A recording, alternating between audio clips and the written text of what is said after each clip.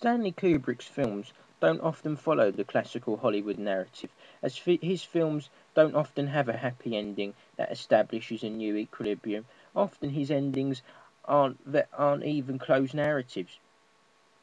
For example, at the end of 2001 Space Odyssey, Dave, the old man, lays in his bed staring at the monolith, and then an embryotic creature who is believed by some to be Dave's reincarnated self appears floating next to the Earth to Alex North's famous film score.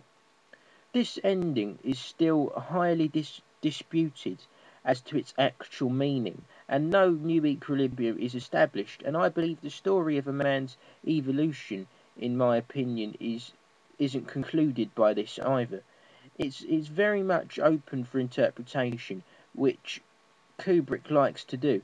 Doctor Strangelove also doesn't employ this classical um, Hollywood narrative of um, having a status quo which is then challenged by some kind of dilemma, the start of the quest and the delay of the resolution, and then the resolution. As in Doctor Strangelove, the status quo is disrupted very early on, as the nuclear attack on the USSR is introduced when Jack D. Ripper informs Lionel of the nuclear strike. When the president and his war cabinet meet to find a solution, the quest starts. The resolution, however, is never delayed, as the characters establish the fact the bomb will hit the USSR, which will spark the world destruction, and it proceeds to happen in the resolution. The resolution isn't delayed, it's introduced. And I think he does this because he hates the classical Hollywood narrative that always has to show an event in a positive light, as he has stated in a discussion with Terry Gilliam,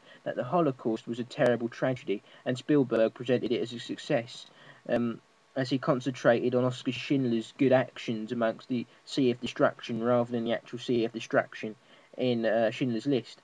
In Doctor Strangelove, no new equilibrium is established at the end, unless you count nothing as nothingness as an equilibrium. This is one of the things I most admire about Kubrick, his dedication to exposing the reality of a situation, even if a theoretical situation such as the destruction of the world.